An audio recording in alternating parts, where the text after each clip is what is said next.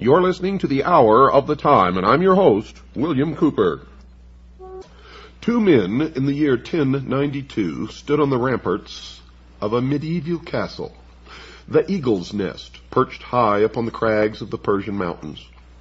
The personal representative of the emperor, and the veiled figure who claimed to be the incarnation of God on earth, Hasan, son of Sabah, sheikh of the mountains and leader of the assassins, spoke.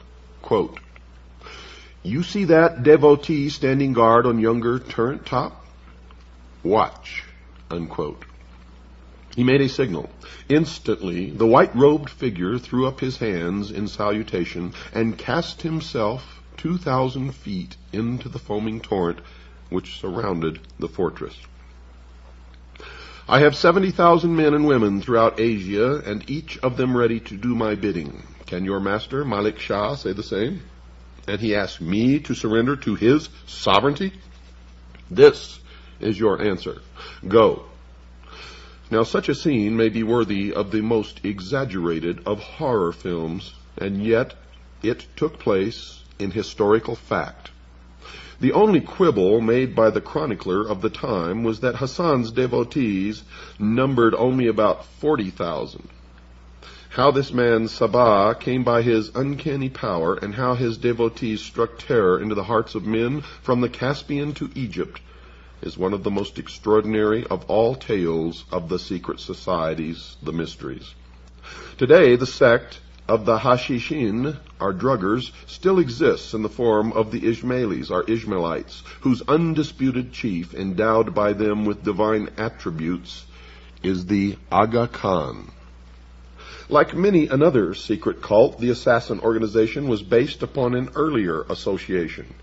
And in order to understand how they worked and what their objectives were, we must begin with these roots. It must be remembered, dear listeners, that the followers of Islam in the 7th century A.D. split into two divisions: the Orthodox, who regard Muhammad as the bringer of divine inspiration, and the Shias, who consider that Ali, his successor, the fourth Imam or leader, was more important. It is with the Shias that we are concerned here.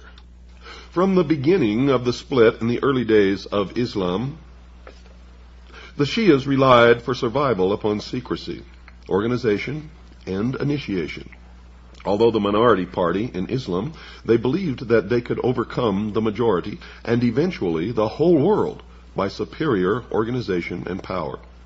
To this end, they started a number of societies which practiced secret rites in which the personality of Ali was worshipped, and whose rank and file were trained to struggle above all for the accomplishment of world dominion.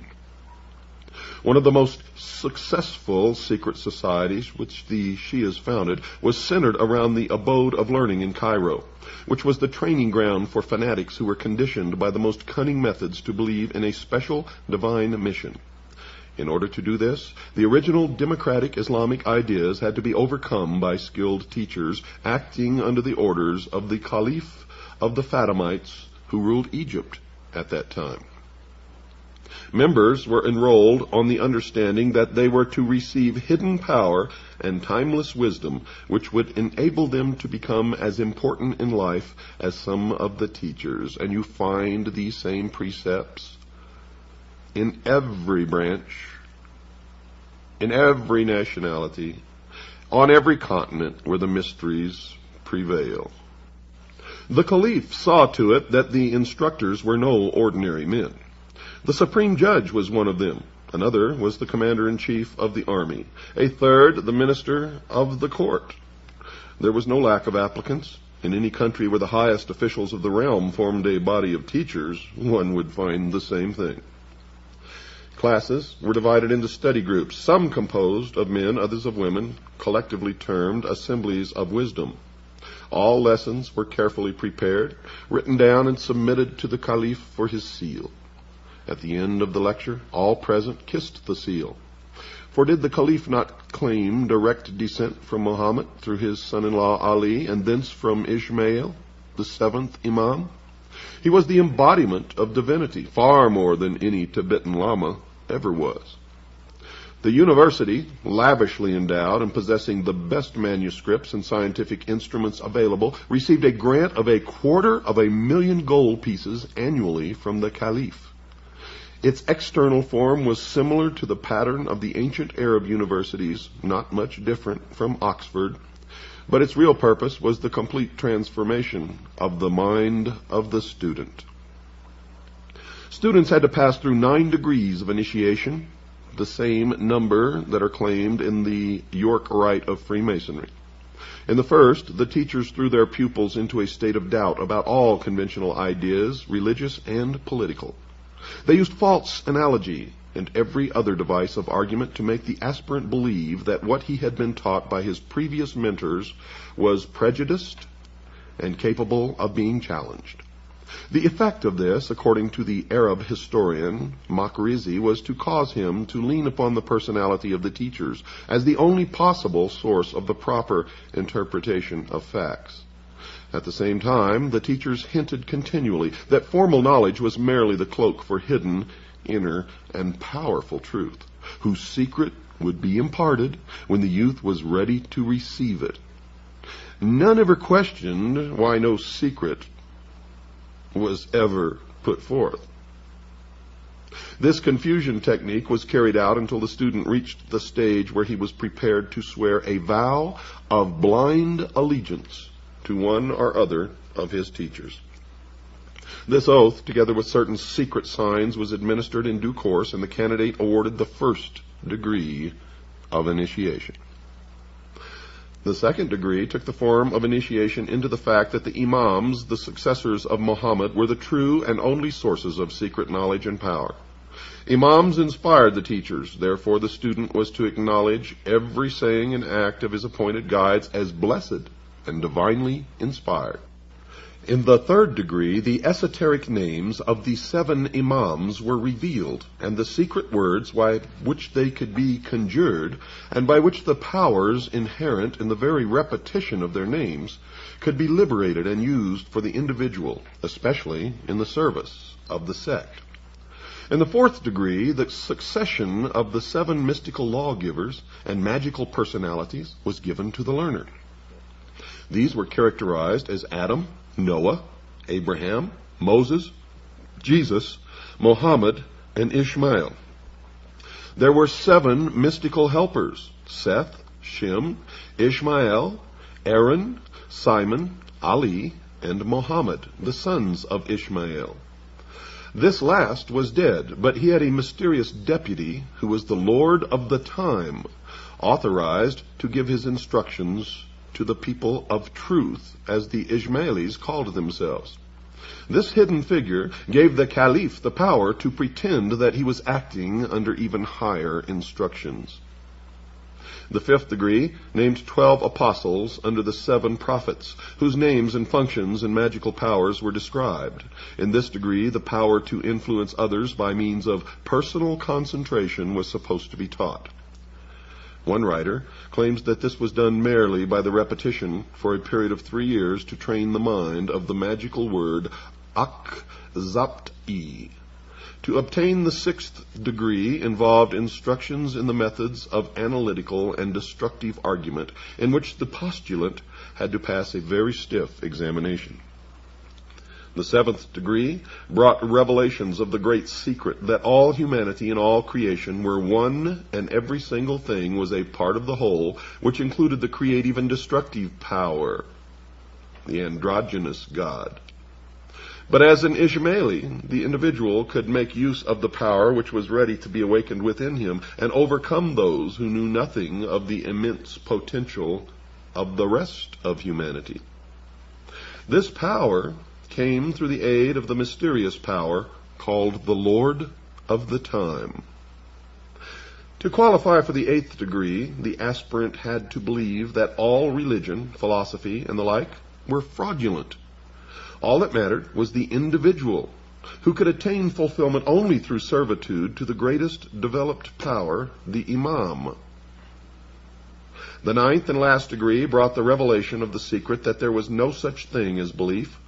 All that mattered was action, and the only possessor of the reasons for carrying out any action was the chief of the sect. As a secret society, the organization of the Ismailis, as outlined above, was undoubtedly powerful and seemed likely to produce a large number of devotees who would blindly obey the orders of whomever was in control of the edifice. But, as with many other bodies of this kind, there were severe limitations from the point of view of effectiveness. Perhaps the phase of revolt or subversion planned by the society did not in the end get underway. Perhaps it was not intended to work by any other means than training the individual. Be that as it may, its real success extended abroad only to Baghdad in 1058, where a member gained temporary control of Baghdad and coined money in the Egyptian caliph's name. Now this sultan was slain by the Turks, who now entered the picture, and the Cairo headquarters was also threatened.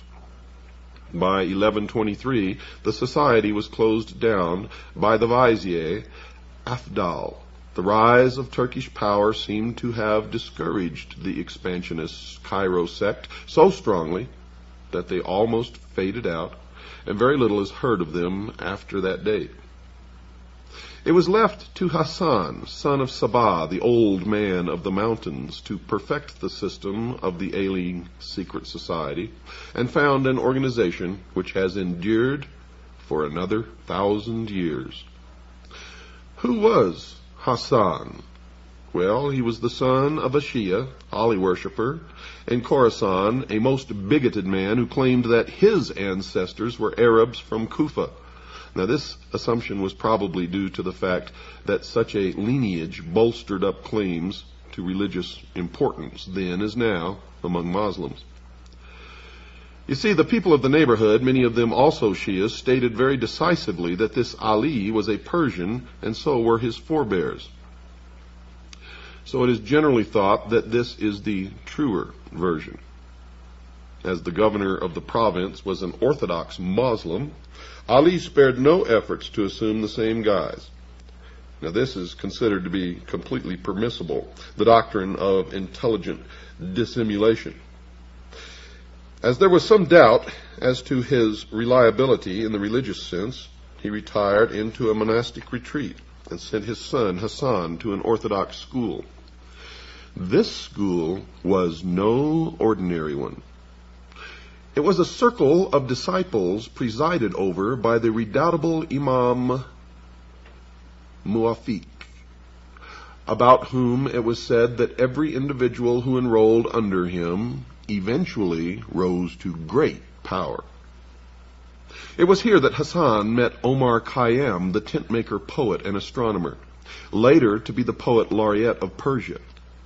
Another of his schoolmates was Nizam al-Mulk, who rose from peasanthood to become prime minister. These three made a pact, according to Nizam's autobiography, whereby whichever one rose to high office first would help the others. And that tenet has survived to this day. It is how their own infiltrate all levels of society, military, and government, and then pull their brothers up into positions below them. It is the method for infiltrating and controlling large masses, populations, governments, military organizations, and society as a whole. Nizam, the courtier, became vizier to Alp Arslan, the Turkish Sultan of Persia, in a very relatively short time. He helped Omar in accordance with his vow and secured him a pension which gave him a life of ease and indulgence in his beloved Nishapur, where many of his Rubaiyat poems were written. Meanwhile, Hasan remained in obscurity, wandering through the Middle East, waiting for his chance to attain the power of which he had dreamed. Arslan, the lion, died and was succeeded by Malik Shah. Suddenly, Hasan presented himself to Nizam, demanding to be given a place at court. Delighted to fulfill his childhood vow, the vizier obtained for him a favored place and relates what transpired thus in his autobiography. Quote, I had him made a minister by my strong and extravagant recommendations. Like his father, however, he proved to be a fraud, hypocrite, and a self-seeking villain. He was so clever at dissimulation that he appeared to be pious when he was not, and before long he had somehow completely captured the mind of the Shah." Unquote. Now, Malik Shah was young, and Hasan was trained in the Shia art of winning people over by apparent honesty, which means it has the appearance or the look of honesty, but truly is not. Just as the notice of apparent violations sent by the FCC. But Nizam was still the most important man of the realm, with an impressive record of honest dealing and achievements. Hasan decided to eliminate him. The king had asked in that year, 1078, for a complete accounting of the revenue and expenditure of the empire, and Nizam told him that this would take over a year. Hasan, on the other hand, claimed that the whole work could be done in 40 days and offered to prove it. There's that 40 days again. The task was assigned to him, and the accounts were prepared in the specified time.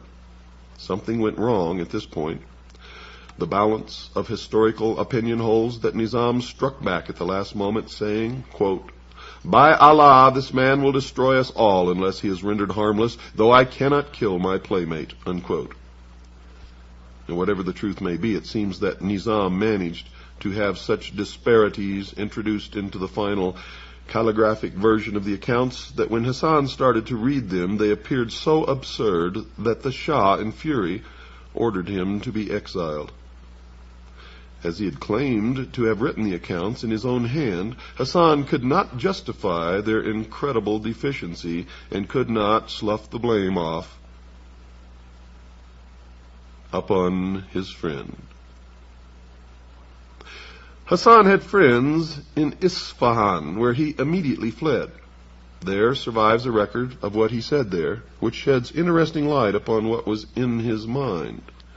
One of these friends, Abu al-Fazal, notes that Hasan, after reciting the bitter tale of his downfall, shouted these words in a state of uncontrollable rage. Quote, "If I had just two devotees who would stand by me, then I would cause the downfall of that Turk and that peasant." Unquote. Fazal concluded that Hasan had taken leave of his senses and tried to get him out of this ugly mood. Hasan took umbrage and insisted that he was working on a plan and that he would have his revenge. He set off for Egypt, there to mature his plans. Fazal was himself later to become a devotee of the assassin chief, and Hasan, 2 decades later, reminded him of that day in Isfahan. "Here I am at Alamut, master of all I survey, and more. The Sultan and the peasant vizier are dead. Have I not kept my vow? Was I the madman you thought me to be? I found my 2 devotees who were necessary to my plans." Unquote. Hasan himself takes up the story of how his fortunes fared after the flight from Persia. He had been brought up in the secret doctrines of Ismailism, the Arab branch of the mysteries, and recognized the possibilities of power inherent in such a system. He knew that in Cairo there was a powerful nucleus of the society, and if we are to believe the words of Fazal, he already had a plan whereby he could turn their followers into disciplined, devoted fanatics willing to die for a leader. What was this plan? Well, he had decided that it was not enough to promise paradise, fulfillment, eternal joy to people. He would actually show it to them. Show it in the form of an artificial paradise where houris played and fountains gushed, sweet-scented waters where every sensual wish was granted, amid beautiful flowers and gilded pavilions. And this, dear listeners, is what he eventually did. Hasan chose a hidden valley for the site of his paradise, described by Marco Polo, who passed this way in 1271. Quote, In a beautiful valley enclosed between two lofty mountains, he had formed a luxurious garden stored with every delicious fruit and every fragrant shrub that could be procured. Palaces of various sizes and forms were erected in different parts of the grounds, ornamented with works of gold, with paintings, and with furniture of rich silks. By means of small conduits contained in these buildings, streams of wine, milk, honey, and some of pure water were seen to flow in every direction. The inhabitants of these places were elegant and beautiful damsels, accomplished in the arts of singing, playing upon all sorts of musical instruments, dancing, and especially those of dalliance and amorous allurement. Clothed in rich dresses, they were seen continually sporting and amusing themselves in the garden and pavilions, their female guardians being confined within doors and never allowed to appear.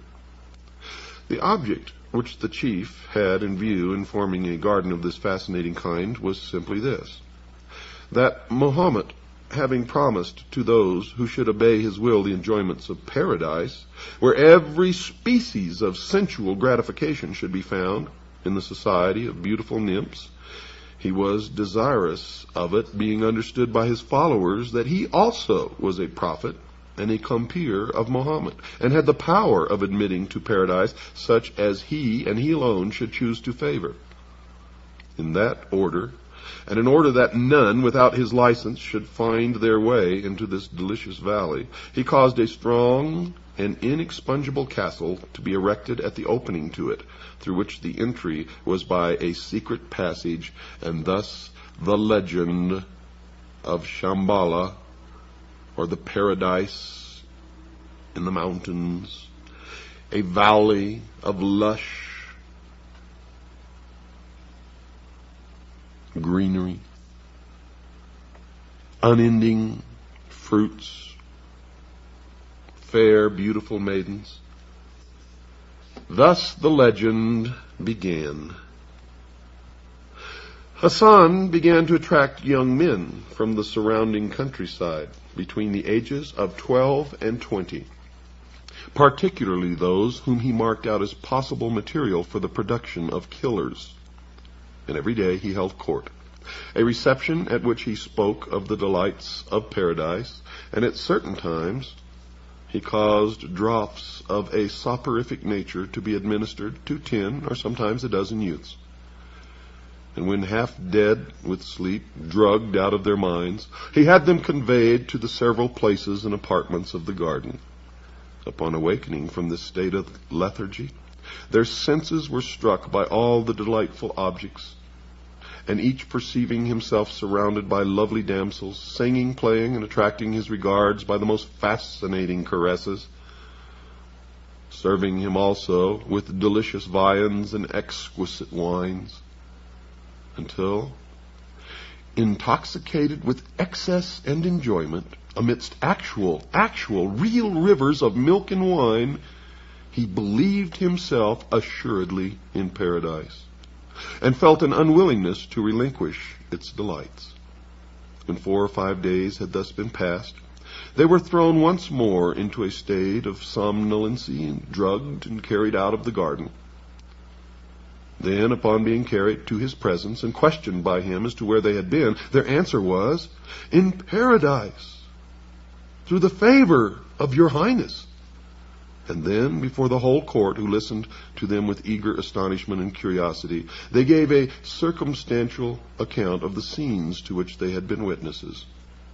The chief, thereupon addressing them, said, quote, "We have the assurance of our prophet that he who defends his Lord shall inherit paradise.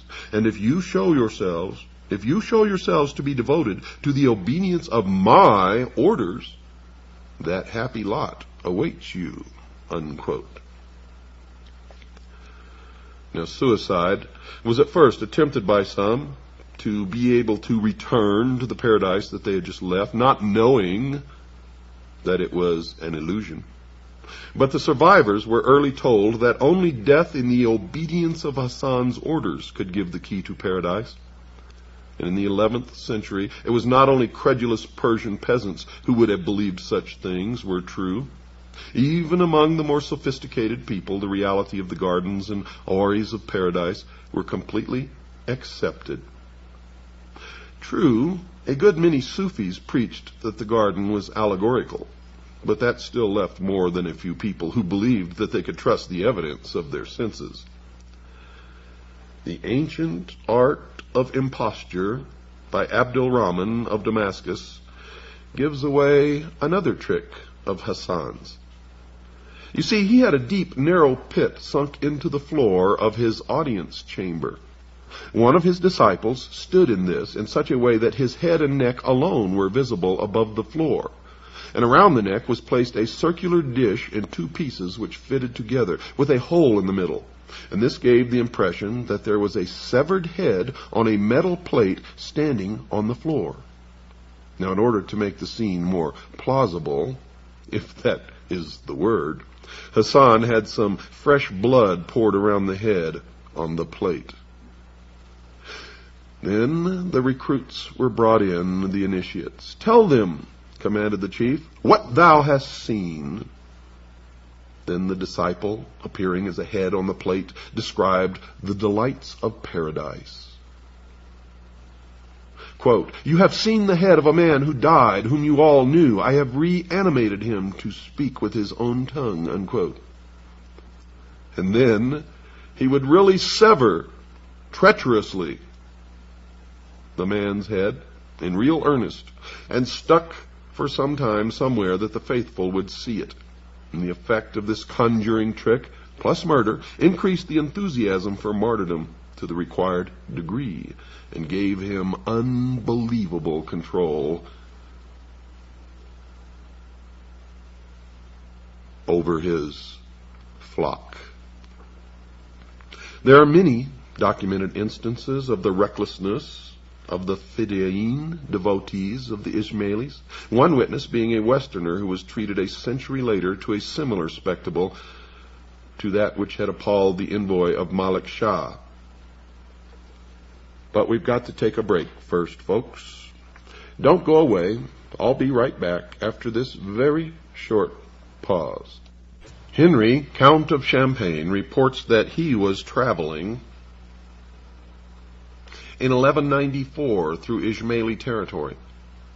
Quote, "The chief sent some persons to salute him and beg that on his return he would stop at and partake of the hospitality of the castle. The count accepted the invitation.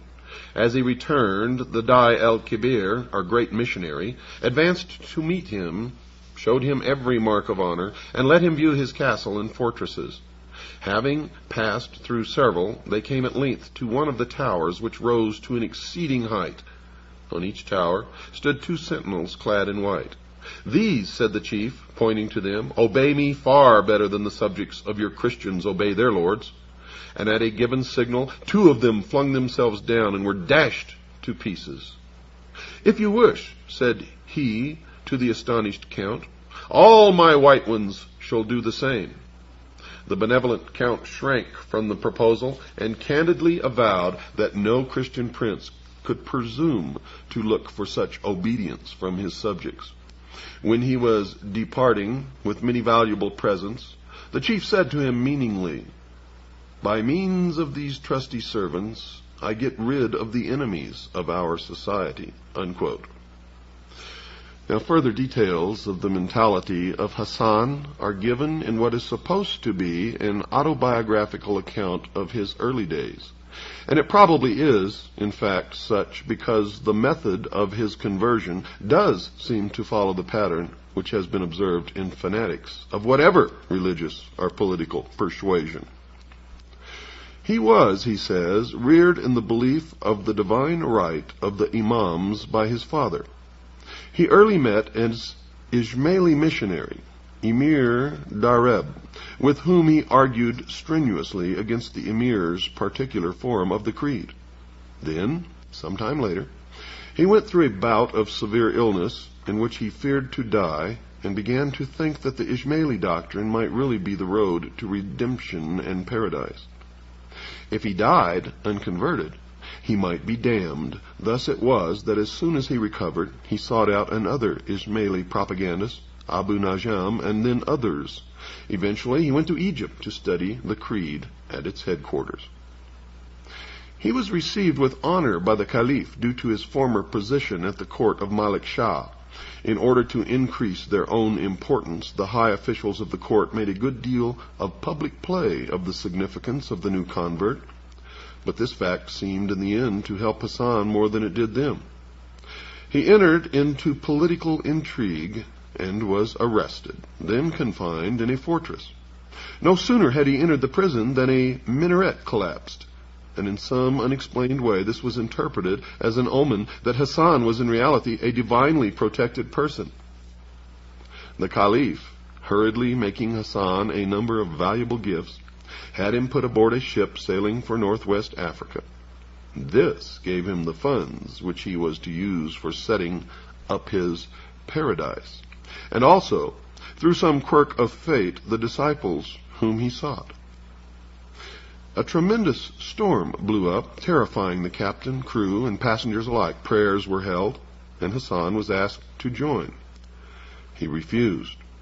Quote, "The storm is my doing. How can I pray that it abate?" unquote, he asked. And then says this, quote, "I have indicated the displeasure of the Almighty. If we sink, I shall not die, for I am immortal. If you want to be saved, believe in me, and I shall subdue the winds," unquote. Well, at first, the offer was not accepted.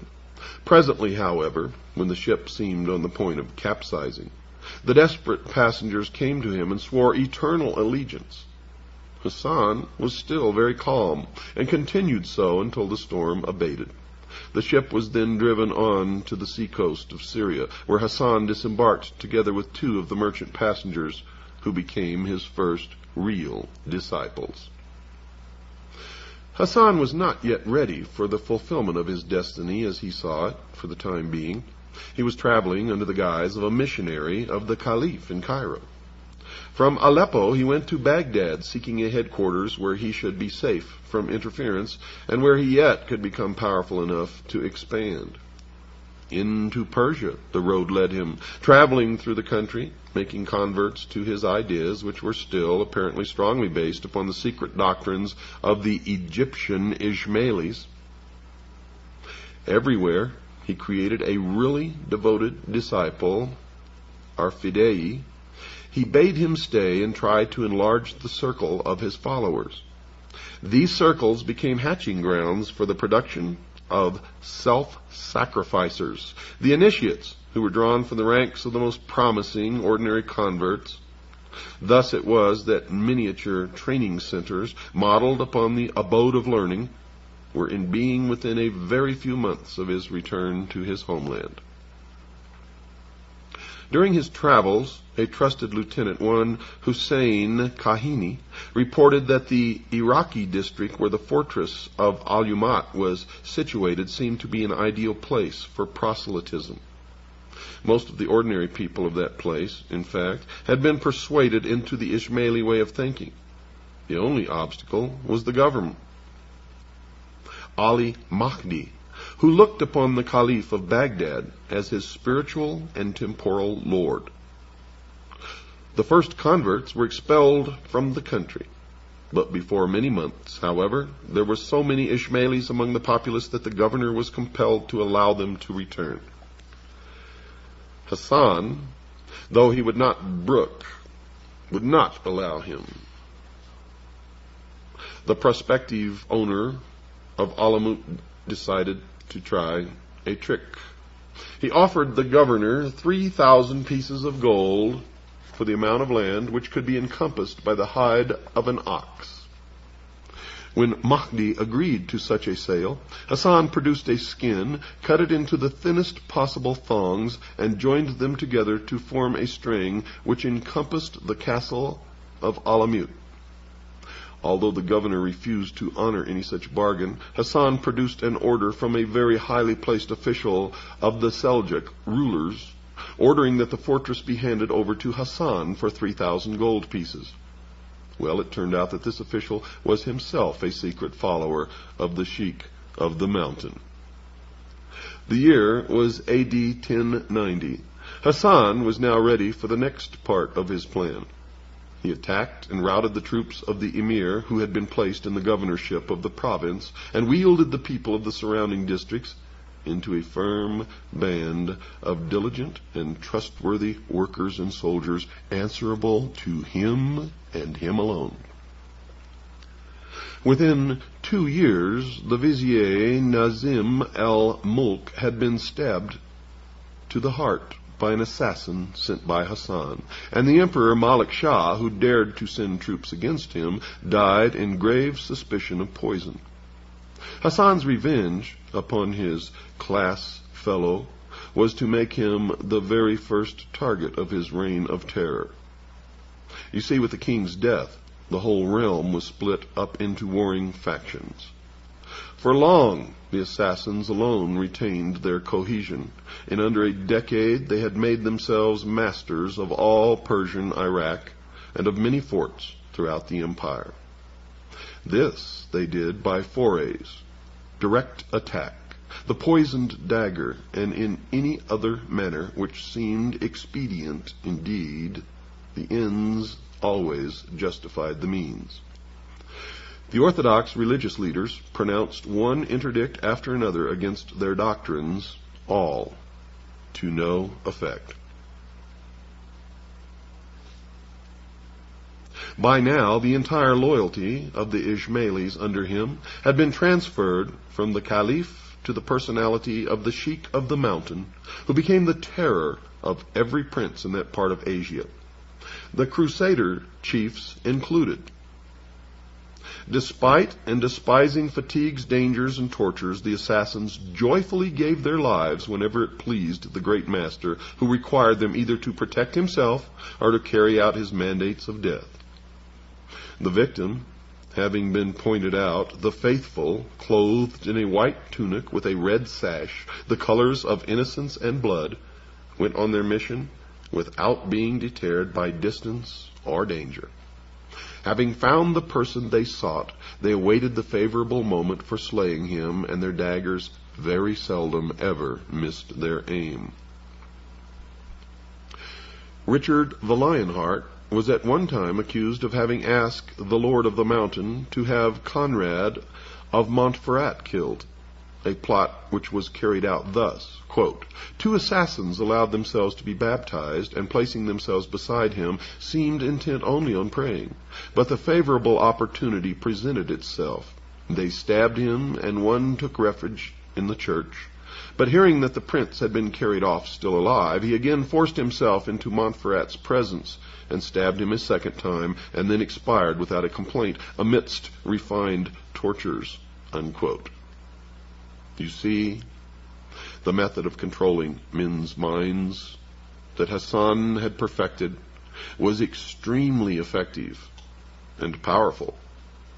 And not even one incident of one of his followers failing to carry out his orders exactly can be found. The order of the assassins had perfected their method of securing the loyalty of human beings to an extent and on a scale which has seldom been paralleled. The assassins carried on the battle on 2 fronts. You see, they fought whichever side in the Crusades served their purposes. They fought with the Knights Templar, and they fought against the Knights Templars. At the same time, they continued the struggle against the Persians. The son and successor of Nizam al-Mulk was laid low by an assassin dagger. The Sultan, who had succeeded his father, Malik Shah, and gained power over most of his territories, was marching against them. One morning, however, he woke with an assassin weapon stuck neatly into the ground near his head. Within it was a note warning him to call off the proposed siege of Alamut.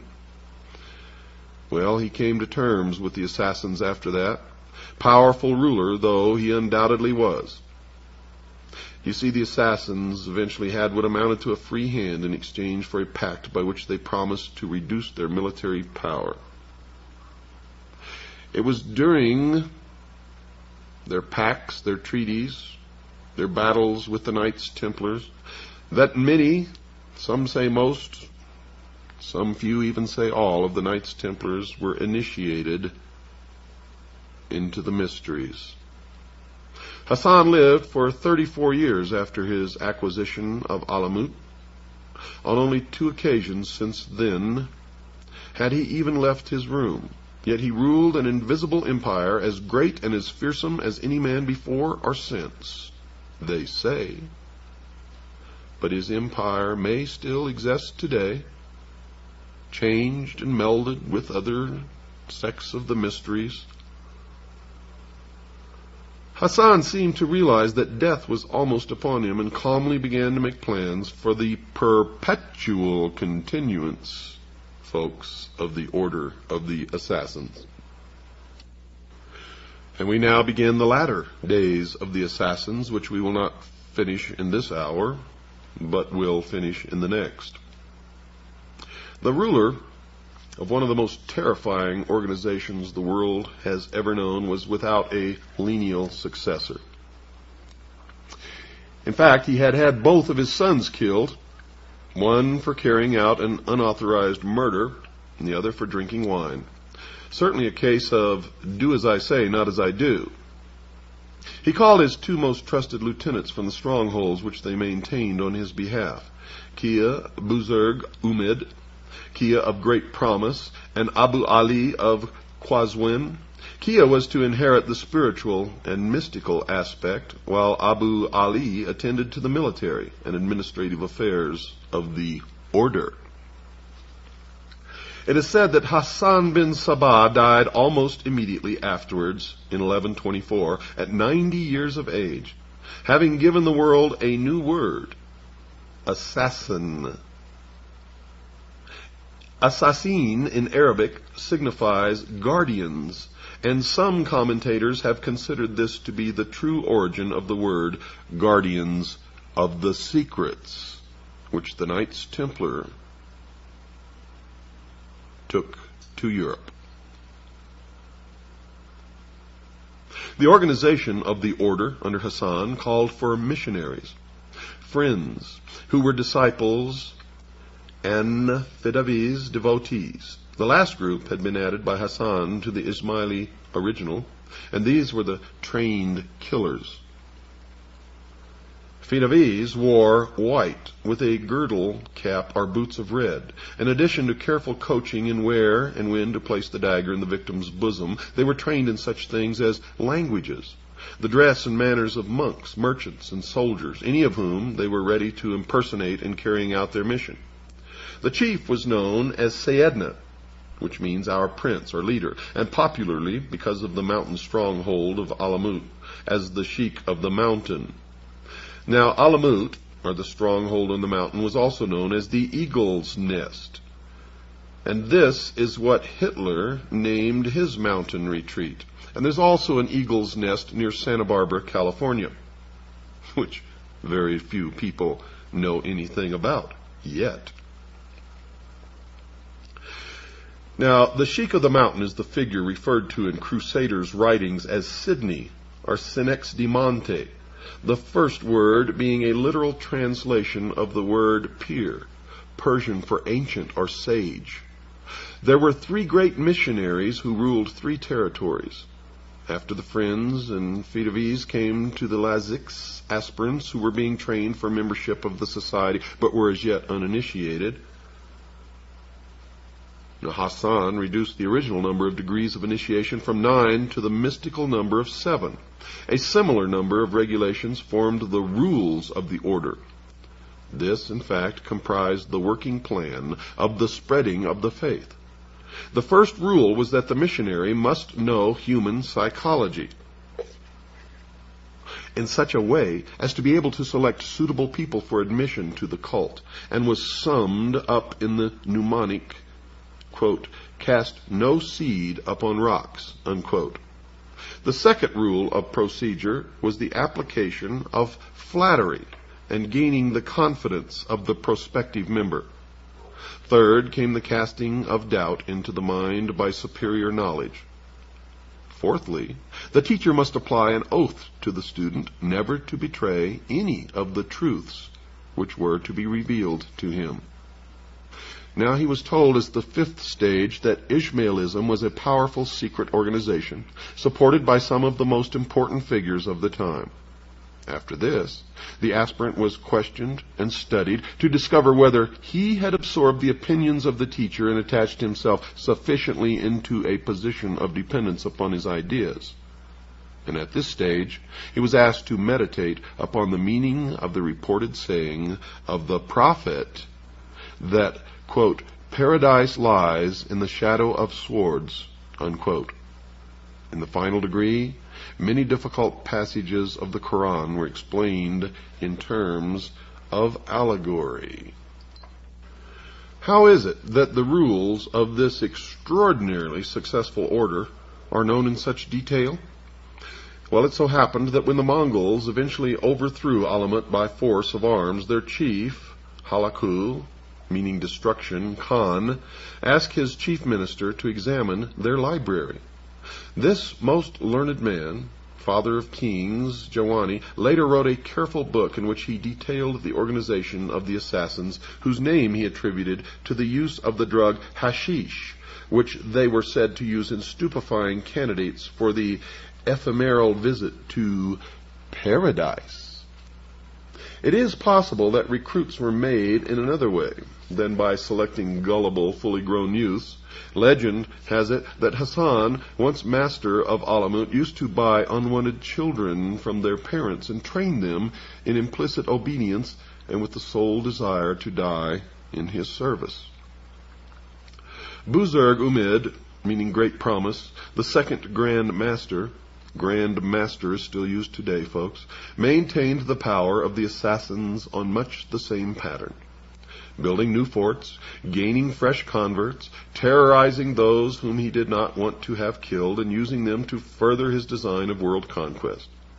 Sultan Sanjar of Persia, in spite of several expeditions against the Viper's Nest, as Alamut was now being called, could do little about him.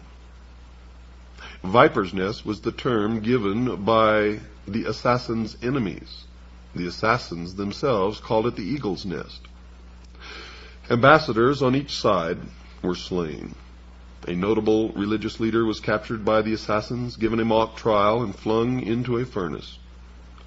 The Grand Master at this time seldom put on the field more than 2,000 men at a time. But it must be remembered that they were killers, acting under an iron discipline, and more than a match for any organized army that they might ever have to face. Now the order began to spread in Syria, where the continued contact with the Crusaders was established. The warriors of the cross were in fairly effective control of an area extending from the Egyptian border to Armenia in the north. Bahram, a Persian leader of the assassin cult from Astrabad, gained control of a mighty fortress in Syria in the region known as the Valley of Demons, Wadi al-Jan, and from there spread out from one fort to another. The Grand Prior, Bahram, now moved to an even more substantial fortified place, Masyat. Bahram's successor, Ismail, the lash-bearer, planted a trained devotee on the saintly vizier of Baghdad, into whose confidence he worked his way to such an extent that this assassin, now called the Father of Trust, was actually made Grand Judge of Baghdad. The Crusaders had by now been about 30 years in the Holy Land, and the assassins decided that they could usefully form an alliance with them aimed against Baghdad. A secret treaty was therefore made between the Grand Master and Baldwin II, King of Jerusalem, whereby the Ishmaeli Grand Judge would have opened the gates of Baghdad treacherously to the Crusaders if the fortified city of Tyre were handed over to the assassins for their part in the transaction. Well, as with most plans, something went wrong. The judge had ordered an underling to open the city gates. This service had told the military commander of Damascus, who lost no time in killing the man, the vizier, and 6,000 people believed to be secret assassins within the city. The Damascus garrison fell upon the Crusaders and beat them back in a thunderstorm which the Christian warriors attributed to divine anger at their unworthy pact, and the assassins as an attempt by the powers of nature to allow the Crusaders into the city under its cover. Meanwhile, the Grand Master was indulging in an orgy of destruction of individual rulers who opposed his creed. The list is interminable, but this is a fair example. Quote, "The celebrated Aksunkur, Prince of Mosul, was a warrior equally dreaded by the Christians and the assassins. As this prince, on his return from Ma'ara Masrin, where the Moslem and Christian host had parted without venturing to engage, entered the mosque at Mosul to perform his devotions, he was attacked at the moment when he was about to take his usual seat by not one, but 8 assassins, disguised as dervishes. 3 of them fell below the blows of the valiant emir, but ere his people could come to his aid, he had received his death wound and expired." Unquote. The fanaticism which inspired the killers was shared, it seemed, by other members of their families, who had been thoroughly trained in the bloody creed. For the historian Kamal el-Din relates, on this occasion, when the mother of one of the youths who attempted Aksunkur's life heard that he had been slain, she painted her face and donned the gayest raiment and ornaments, rejoicing that her son had been found worthy to die the glorious death of a martyr in the cause of the Imam. But when she saw him return alive and unscathed, she cut off her hair and blackened her countenance and would not be comforted. Things thus continued for the 14 years and a quarter of the second Grand Master's rule, when he died to nominate his son, Kia Muhammad, as his successor. Under Muhammad, the killings continued. A part of the seacoast of Palestine came into assassin hands, and the cult leaders reaffirmed their overly belief in Orthodox Islam. In public, Ismailis were ordinary Muslims. The secret doctrine of the divinely guided leader was not to be discussed with the uninitiated. Don't miss tomorrow night's show. Good night, and God bless each and every one of you.